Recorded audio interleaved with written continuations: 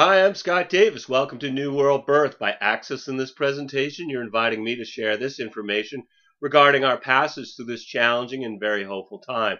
This is the care and feeding of a New World Age report for the Gregorian date of February 8th, 2013, and one offering in the Mayan Tzolkin calendar. And we'll also discuss the Aquarius new moon, which is bringing us into the Chinese year of the water snake, and the sun moving into Pisces and Saturn turning retrograde.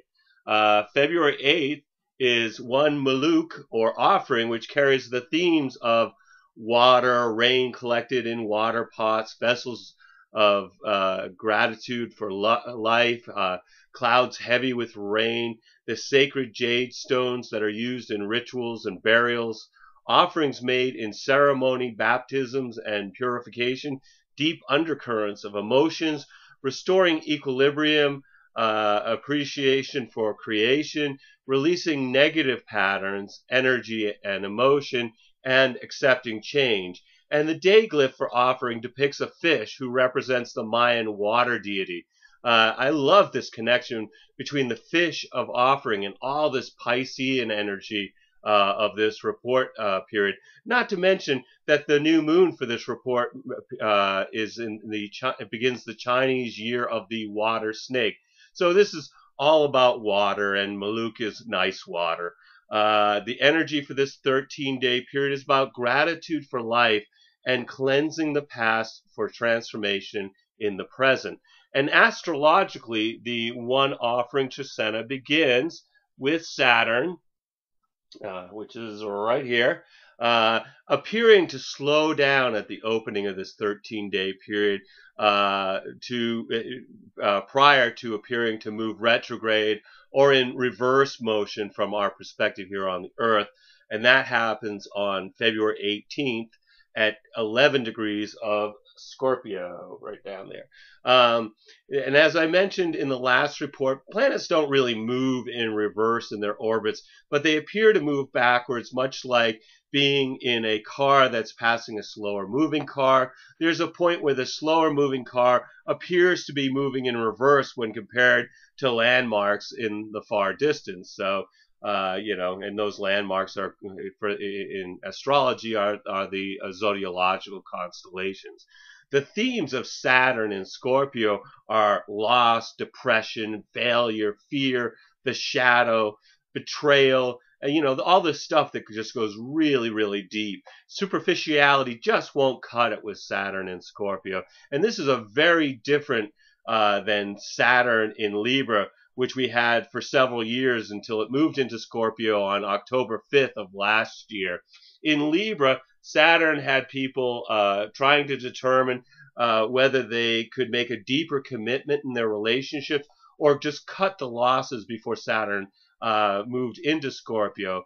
And what happens with that transition is it turns something that was an annoyance into really excruciating pain with the Scorpio energy replacing Libra.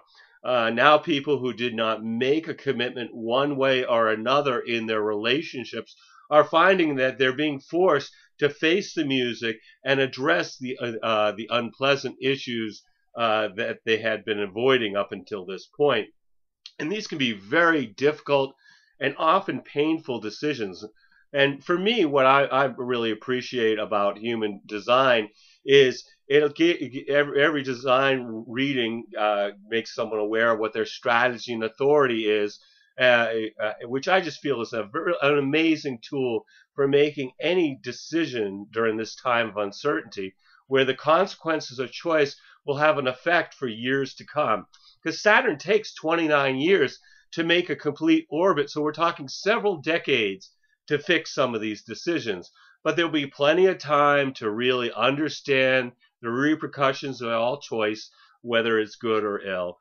Saturn entered into its retrograde shadow period on November 15th, 2012, when it reached the point where it will eventually turn direct at 5 degrees Scorpio, which brought us a period of time when we've received information regarding our commitments that comes up for review under Saturn being retrograde from February 18th to July 8th of 2013.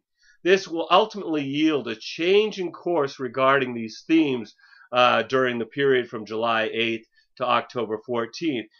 This retrograde will also really intensify the connection between Saturn and Pluto. Saturn is in Pluto's sign of Scorpio, and Pluto is in Saturn's sign of Capricorn. So what we have is what we call that as mutual reception between these two planets. And what mutual reception means on an energetic level is that Pluto and Saturn are strengthening and supporting each other as long as Saturn remains in Scorpio, which will be the next 3 years. And when I think of Saturn and Pluto teaming up, the words karmic judgment really come to mind. When these planets are at 60 degrees, which is what we call a harmonic sextile, we will feel the peak of this experience. And we had the first of the 3 exact angles was on December 26, 2012.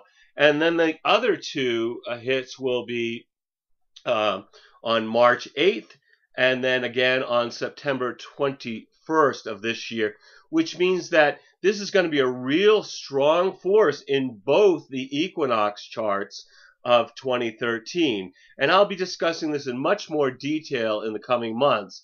To understand how you will be personally impacted, look at the house of your astrological chart that contains the arc between 5 and 11 degrees of Scorpio. For me, that's my 5th house of creativity. So what Saturn wants is for me to seriously look at my work and my creative process and projects, and it wants plans. It wants to know what I'm going to put an effort into and what I'm going to do in order to bring out the most positive creative influences. This also, during this Trecena report, this is the time when the Chinese calendar changes from the year of the water dragon to the year of the water snake, which occurs on the Aquarius new moon on February 10th. And the snake energy is much less flamboyant than the dragon, but neither will settle for mediocrity. The snake is the thinker to the dragon being the doer. So we begin this new Chinese New Year where it will bring more focus on technology and research and science. And dragon years bring events like scandals, and we saw a bunch of them in the last year, followed by the snake's year, which focuses on sensitivity that reveals what was hidden. And snake years can also bring revenge. So hopefully all of our karma is good, and we won't be touched by that. I expect that we're really going to also see an increase in protests against financial institutions and against governments that seem to be protecting those systems over their own citizens. The dragon year, the protests dropped off a little bit, so I expect that protests will be much more intense during this upcoming Chinese year of the water snake. So anyway, let's look at the daily vibrational energy of this Trecena. February 8th is One Offering, which is about unity being experienced through appreciating creation. As Mercury, right here, merges with Mars, which means that they're at the same angle from our perspective here on Earth in the sign of Pisces, which brings more focus on our inner world and imaginations. And with Mars involved, there's a drive to remove any invading spiritual beliefs that came from giving our power over to others. And Mercury brings about communication about our thoughts related to this time of spiritual house cleaning that leads up to the new moon on the 10th.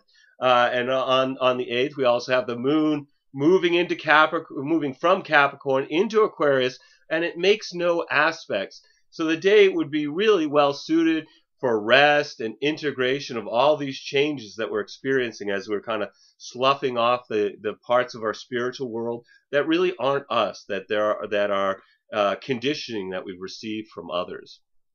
And then what we're going to see is on the 9th, we've got two dog, and this is about duality being experienced through enjoying family and friends as Mercury now is challenged by Jupiter. So from our perspective here on the Earth, this is a 90-degree square angle, which gives us thoughts of an expansive nature to really explore without boundaries, while Mercury is at that point entering into its shadow period, which I've discussed in past Mercury retrogrades. And so from the 9th until the 23rd, that's really a time to take note of information that's coming in that will be needing to be reviewed during Mercury retrograde, as our cosmic course correction is preparing for an adjustment that will take effect after Mercury turns direct on March 17th. The moon is in Aquarius and is stimulated by Uranus, supported by Jupiter, merges with Venus, and is challenged by Saturn. The day's emotional energy begins with the desire to do something different, while we have new opportunities that have become apparent. And then later, we feel nourished by our close relationships. And then finally, we feel this insecure feelings, and just sort of really just wanting to retreat and spend some time alone over the course of the day. And then February 10th is 3 Monkey in the Mayan Tzolkin calendar. And this is about taking action to create something new, with the Aquarius new moon merging with the sun. So I love it. The Tzolkin is saying it's time to take action to create something new. And then we have the Aquarius new moon and the new Chinese New Year all occurring. So the energy of the 10th is new, new, new. So as the moon merges with the sun, and then it moves into Pisces and merges with Neptune. And so moons bring an opportunity to set an intention for manifestation on the following full moon. So look at the house of your astrology chart that contains 21 degrees Aquarius, to consider what area of your life is really being activated by this new moon. For me, that would be my 9th house of long distance travel and higher education. So I would set an intention related to those themes and that type of energy, which, as it turns out, I will be traveling to Madison, New Hampshire, to teach an introductory workshop on human design at the White Mountain Hypnosis Center. So during the new moon, we also have Mercury merging with Chiron, which combines the energies of our thoughts and communications with the energy of the wounded healer, which puts an important emphasis on rest and relaxation to rejuvenate our minds, so that we're not getting so burnt out. But also on the 10th, we have Mars being challenged by Jupiter. So again, a 90-degree angle, a square from the perspective of the Earth, between the position of Mars and the position of Jupiter, which brings energy for successful activities and furthering new projects. But it comes with a caution against being reckless during this surge of unbridled desires. And then on the 11th, we have 4 Road. This is about stability through serving the community, as Venus over here is challenged by Saturn. So again, this challenging is a 90-degree square angle, and so the square between Venus and Saturn brings a sense of limitation in our relationships and social interactions that might bring out sort of our inner hermit, in which we seek solitude to integrate a lot of this new moon energy, because this really is a very interesting new moon that's just shifting all kinds of things. And on the 11th, the Pisces moon is challenged by Jupiter. It merges with Mars and Mercury and is in harmony with Pluto and supported by Saturn, which begins an emotionally shifting day with optimism combined with irritability, as we have a couple of different energies activating on us. And then later, the rational mind is really influenced by our moods, which can arouse some real deep feelings. And then finally, what we get is we're sort of taking a more sober and realistic view of life. And then February 12th is 5 Read. This is about empowerment through maintaining the home, as Mercury is stimulated by Pluto, which arouses the love of a mystery and the exploration to know what is unknowable. And then later, Mercury over here finds support from Saturn. So support is a trine. It's a 120-degree angle, which brings a seriousness to our thoughts and communications. And while Mars on that day merges with Chiron, which could trigger a wound to be healed related to some unrealized desire. As the moon is unaspected, which is really kind of nice for sort of like in midwinter. A lot of times we turn inward into contemplation. So in the northern hemisphere, this might also influence just really wanting to kind of just settle back and connect into what's going on in our inner worlds. And then the 13th, this is 6 Jaguar. This is about being in the flow through enjoying nature as the Aries moon merges with Uranus, harmonizes with Jupiter, and is challenged by Pluto, which shifts the emotional energy from being impulsive and yet having somewhat pleasant feelings to later having compulsions to engage in activities that really might not be good for us in the long run. And then we have February 14th, 7 Eagle, which is reflection through seeing from a higher perspective, as the moon in Aries harmonizes with Venus and the sun, bringing a day of wanting to be with friends and with loved ones, and also feeling a balance between our inner and outer worlds. And that just happens to be on Valentine's Day for those who celebrate that, which is tremendous energy for being with somebody you love. I mean, it's there in the stars already.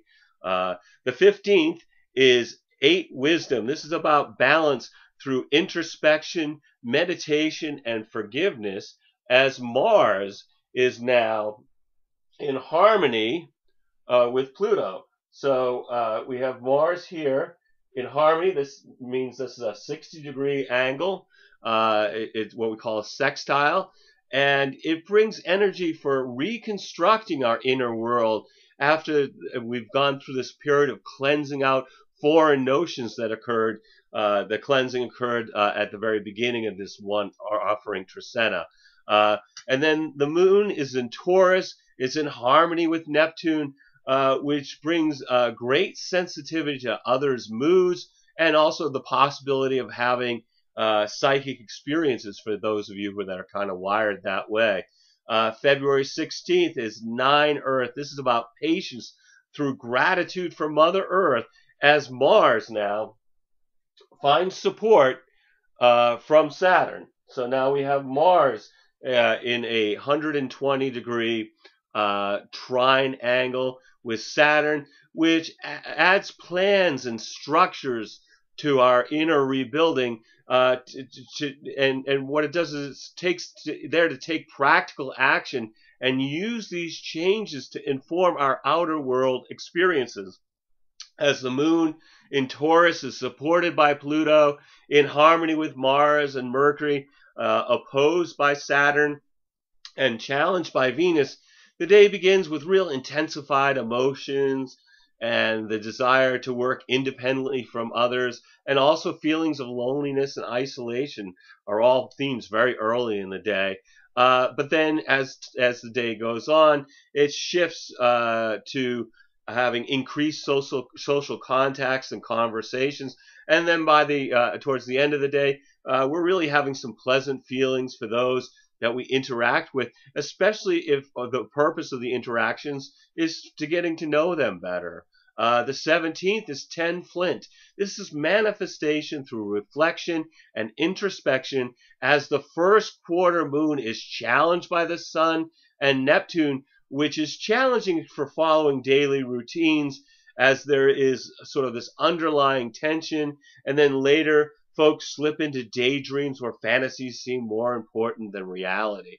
And then February 18th is 11 Storm. This is resolution through recognizing the gifts of adversity, as the sun moves into Pisces. So for this, I'm just going to have you imagine that the end of this pointer, this part here is the Earth, and this is the line of sight from the Earth. And so as we have the Earth moving around in its orbit, what we'll see is, from our perspective, that the sun then moves into Pisces. We would see it against the background of Pisces, which this brings energy from for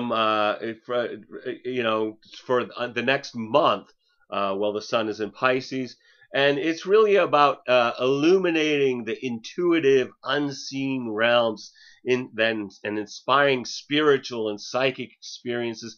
But it also brings this fog of illusion that, and that's really coming up because we have this building stellium, this building group of planets in the sign of Pisces. And on the 18th, we also have, that's the day that Saturn actually turns retrograde or appears as if it's moving backwards from our perspective on the Earth, which begins reviewing past plans to start to look for practical solutions. And this is not going to be no small task given all this Pisces energy, which just wants to go with the flow. But fortunately, Saturn is in the water sign of Scorpio, and all Pisces is also a water sign. So the energies of these things actually are the same type of element. Scorpio can really be there. It's supportive energy to support the fishes of Pisces as it starts to look at our motives and ethics in Scorpio. And as Saturn is looking for us to really take responsibility for what our values are. We also have the Gemini moon is stimulated by Uranus, merges with Jupiter, and is challenged by Mars, which moves from pleasant yet restless feelings with people being generous to later has some entering into needless disputes because they have irritable moods. So just avoid those people and try not to be one yourself. Anyway, the 19th, this is 12 Sun. This is about stability through honoring the wisdom and memory of our ancestors. With the moon in Gemini is challenged by Mercury and supported by Venus, which starts with people being critical in their communications, particularly with those they have intimate relationships with, and later it shifts to experiencing pleasant interactions with those that are in our immediate environment. And then on February 20th, it's 13 Crocodile, movement to the next stage through nurturing new beginnings. And what do we have? We have the Cancer moon. The Cancer moon is all about nurturing, just like the crocodile. And it's finding support from the Sun and Neptune in Pisces. But it's also being challenged by Uranus, which brings emotional energy that begins with feelings of harmony and awareness of our innermost fantasies. But then later it shifts to hasty reactions and jumping to conclusions that may not be correct as we get caught up in Uranus's real rebellious spirit of that particular moment. So anyway, no matter how these energies are affecting you during this One Offering Tzolkin, take some time out to be in the flow of the planet by being in nature, watching a sunrise or a sunset, communing with the stars, being conscious of the moment through introspection, meditation, or being with somebody you love. Every single day we have is a blessing, no matter what dramas are beckoning to distract us.